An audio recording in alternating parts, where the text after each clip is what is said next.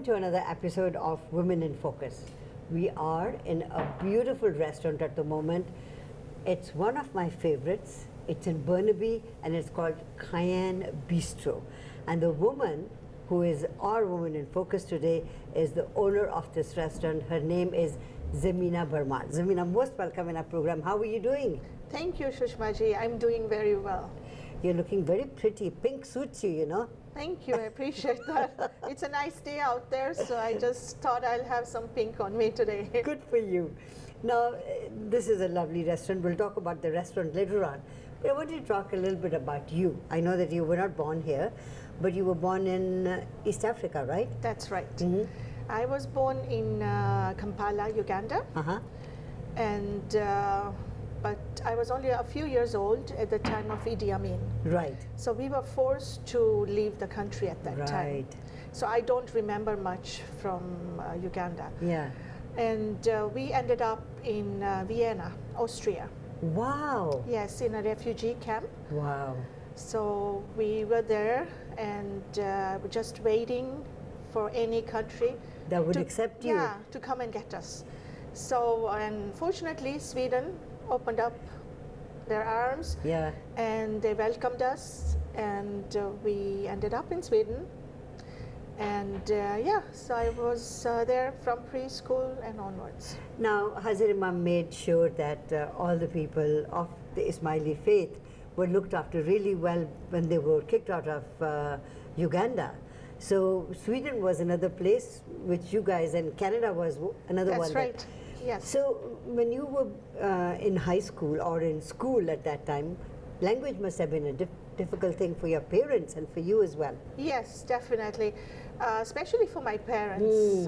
It was very difficult for them to learn the Swedish language. That's right. Swedish language is very, very difficult language. We have 3 extra letters in there. Right. And the pronunciation is quite tough. So yeah, it was difficult for my mom and dad. But despite all the difficulties, they made sure that we would settle down and have a future there. Yeah, so they must have worked very hard. They did. Yeah. Yeah, I understand your father was one of the first ones to start a Jamaat Khana there. Yes. My father, he was a remarkable man. He opened up the first Jamaat Khana, a place of worship. Yes. In Sweden for the Ismaili community. And that was a very proud moment for our family. I bet it was. Yeah. How many Ismailis at that time in Sweden? At that time, I'm probably around 200, Yeah. more than 200 maybe. Yeah. Because we were all refugees, right? So we Yeah. were all there from Kampala.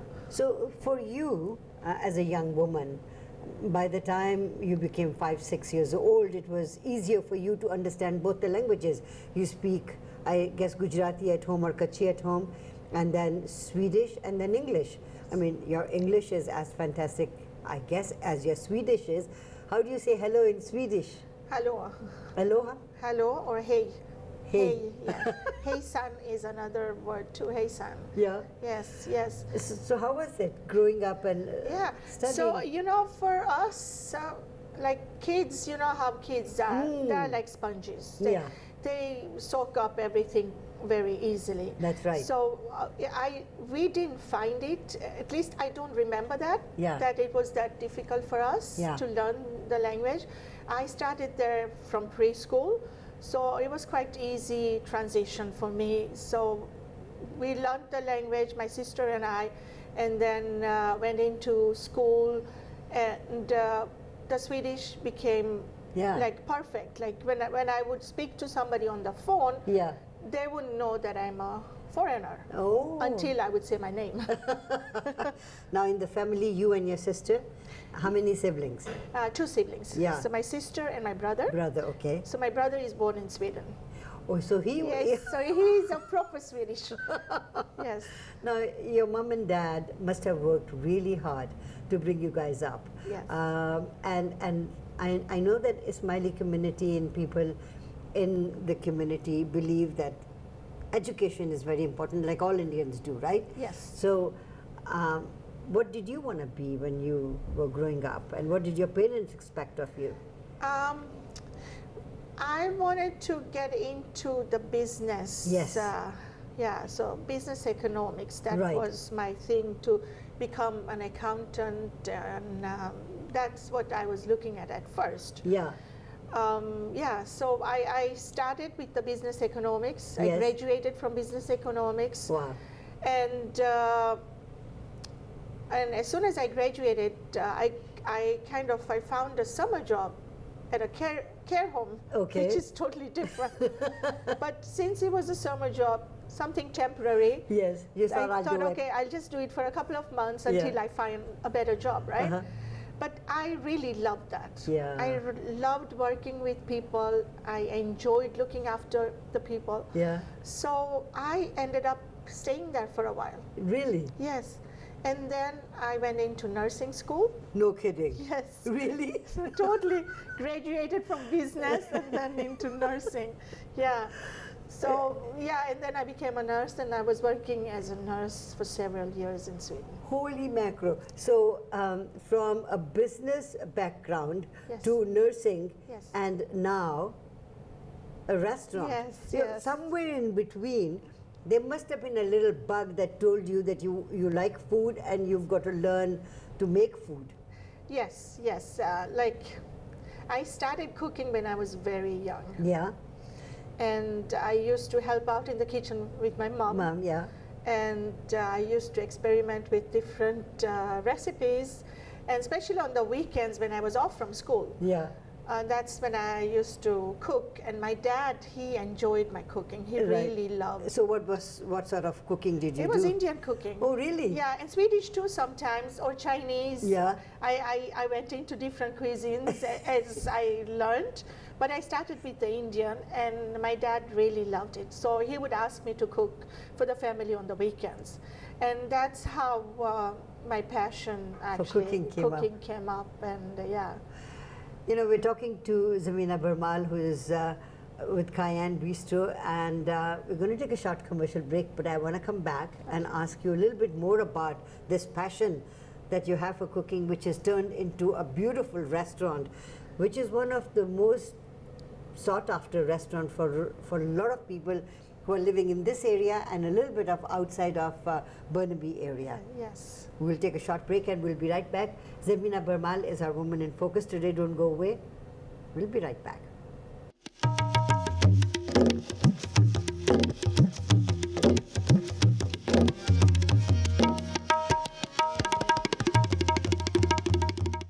Welcome back to Women in Focus. Zeimina Bharmal is our woman in focus today. So Zeimina, a young woman who left Africa, doesn't remember anything about it, but Sweden, a beautiful place. Now I understand visually as well, Sweden is a beautiful place, right? Yes.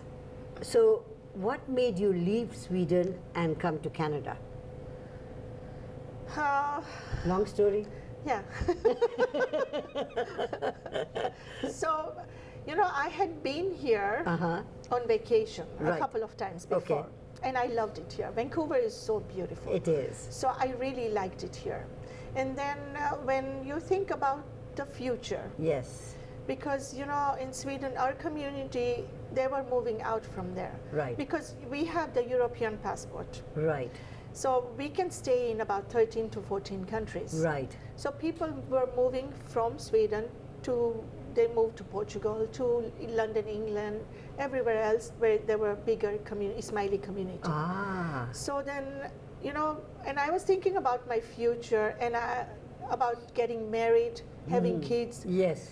I would rather find somebody with my own faith Yeah. and and on my own thinking. And your background My too. background, yeah. Right. So that was the reason why I thought, okay, let me try and move there and see what happens.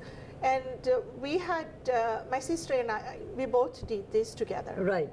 So we did have the qualification. Right. We did it on our education. Right. So we got the landed. So we moved here.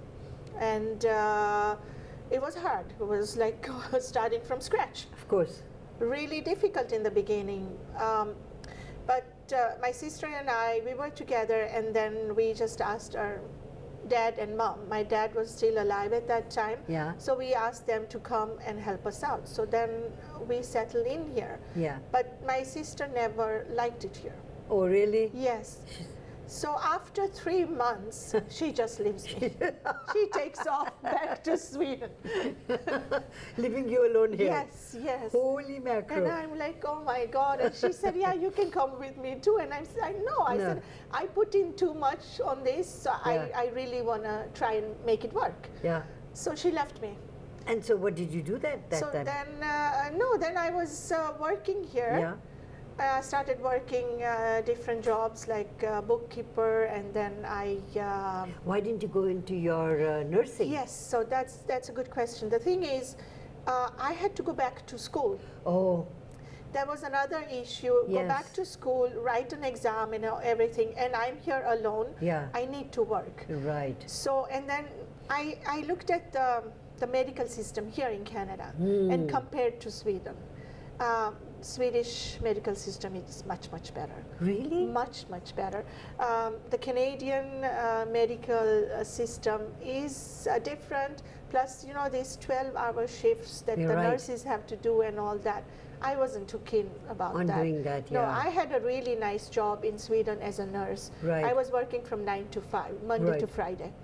And I was assisting the doctors over there. Right. And a beautiful job. And I couldn't find anything like that. You know, many people who have uprooted from East Africa and have gone to either England or Europe and then have come to Canada, the thing that takes them back is their job. Yes. It's not the lifestyle.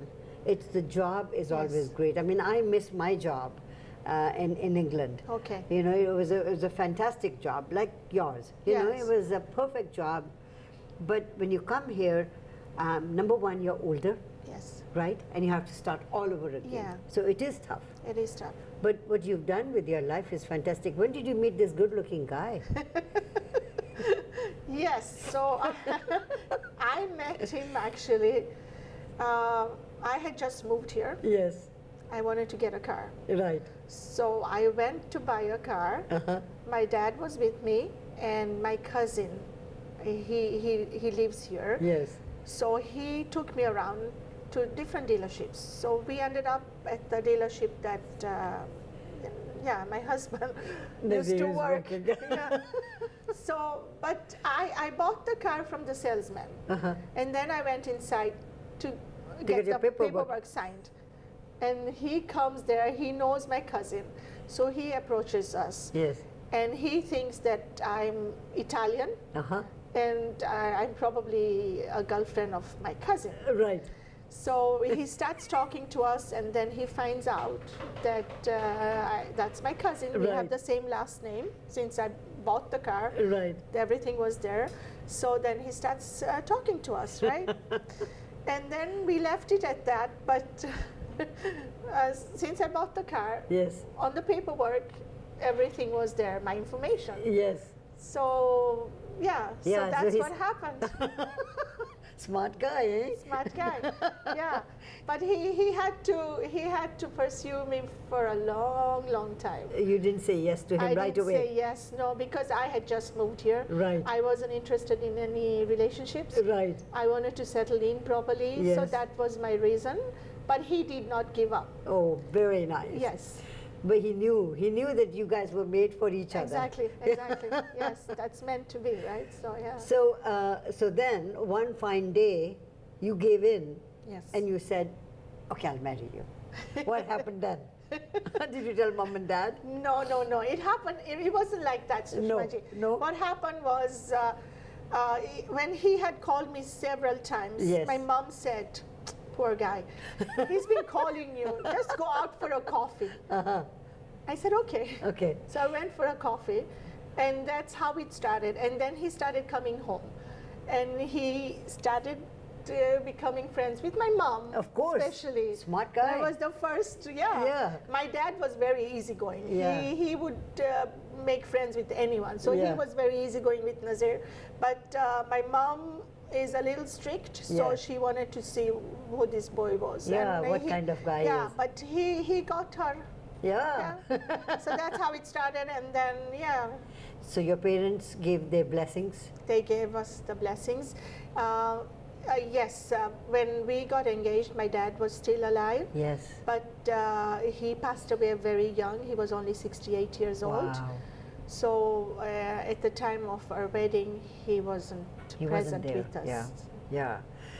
You know, daughters of very strong, loving parents Yes. are very strong themselves, and you're a very strong woman. Thank and I you. know that you have two very strong kids. Yes. I want to talk about them as well, and Yes. this restaurant too, Yes. because you know the food of this restaurant is amazing. So let's take a short break and come back. Okay. Zeimina is our woman in focus today. I can smell fantastic food being cooked. So let's take a short break and come back, and we'll talk to Zeimina about the restaurant.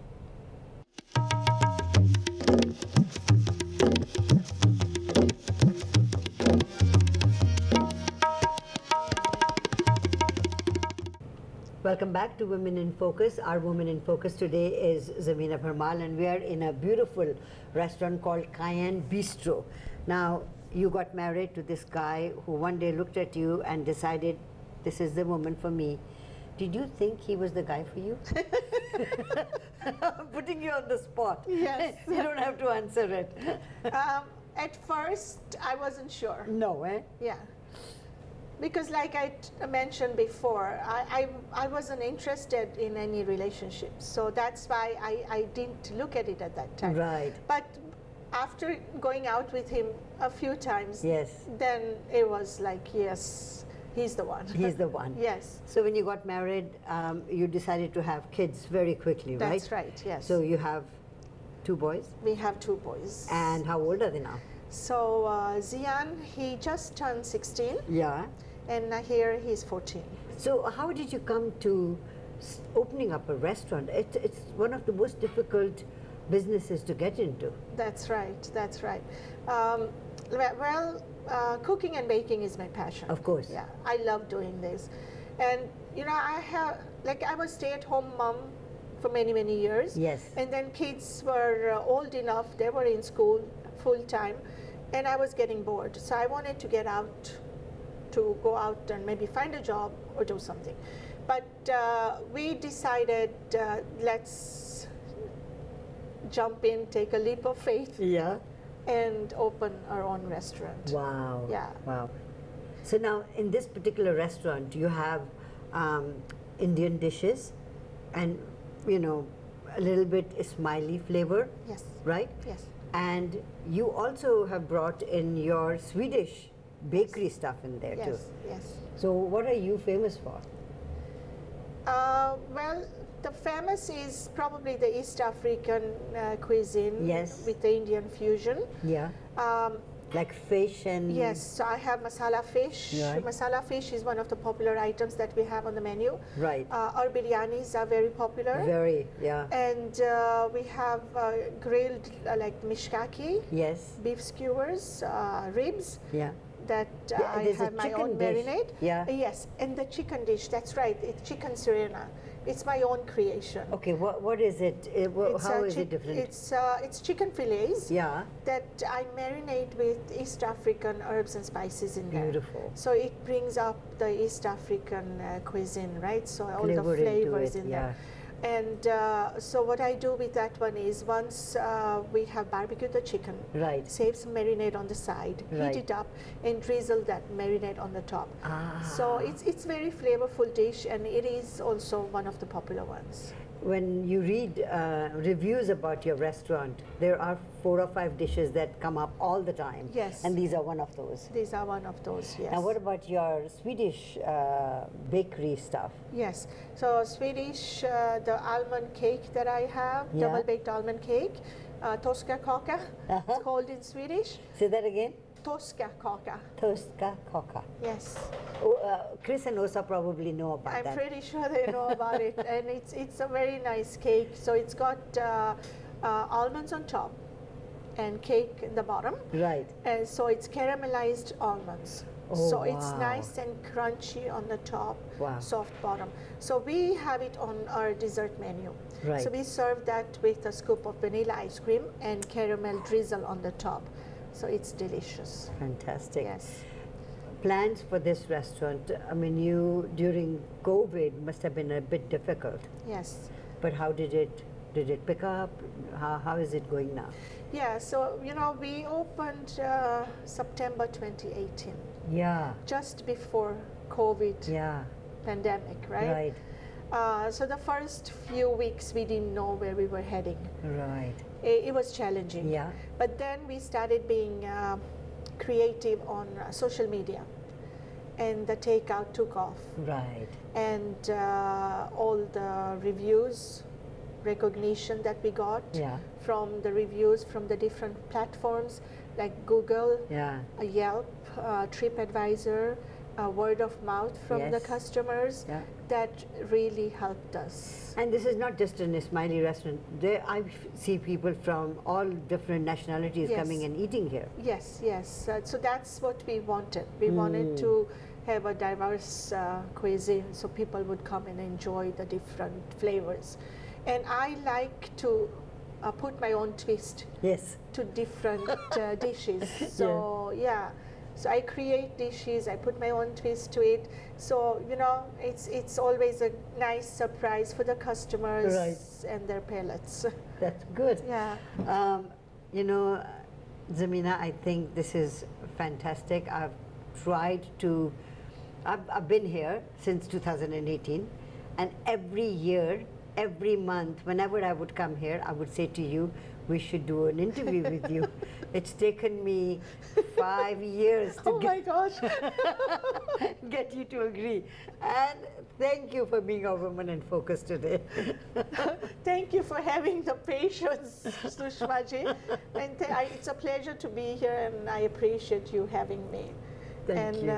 Letting me share my story.